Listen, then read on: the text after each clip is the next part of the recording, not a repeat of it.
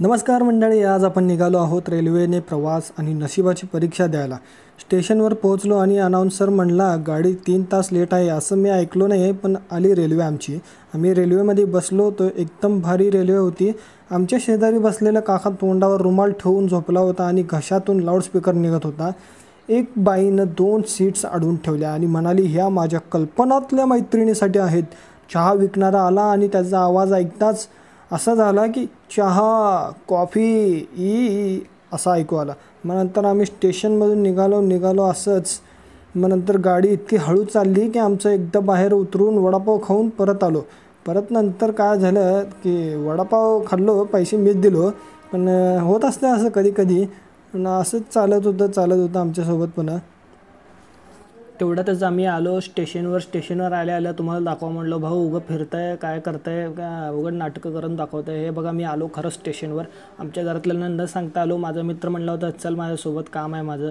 मग मी काय तोंडावर करून निघालोच. मग नंतर म्हणलो हे बघ इथं मंदिर आहे, जरा जाऊन येऊ, बघून येऊ कसं असते, काय असते, कधी असतं, कोण असतंय, दाखवा म्हणलो. मित्र म्हणला चल बाबा तुझं तर करून घे. मी म्हणलं तुझ्या मोबाईलमध्ये फोटो काढ. तुझा मोबाईल 1,50,000चं, माझं मोबाईल 1,500चं.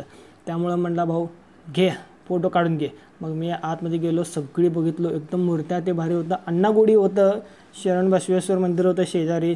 मी होतो कलबुर्गीमध्ये, त्यालाच गुलबर्गा म्हणतो आम्ही. मग असंच नावं नमुने ठेवत असतात लोक. पण कलबुर्गीमध्ये आल्यावर हे बघितलं मी. मंदिर खूप चांगलं होतं, एकदम भारी होतं.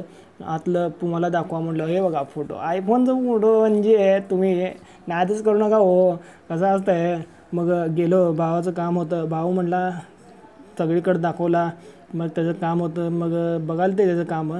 त्याला बोलवाल ते कामावर, तू उद्यापासूनच कामाला ये म्हणले. भाऊ एकदम भारी आहे आमचं. मग म्हणला हे बघितलं दर्गा पण आहे, एकदम भारी होतं दर्गा. मी बघायला गेलो होतो, एकदम बाहेरनं बघितलो, एकदम भारी होतं. पूर्ण तर बघितलं नाही आज जाऊन.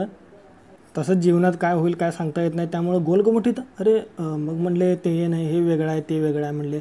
मग माझ्या मनात मन आलं, माझ्या डोक्यात डोकं आलं. मग मी म्हणलो बाबा चला घरी, लय झालं तुमचं.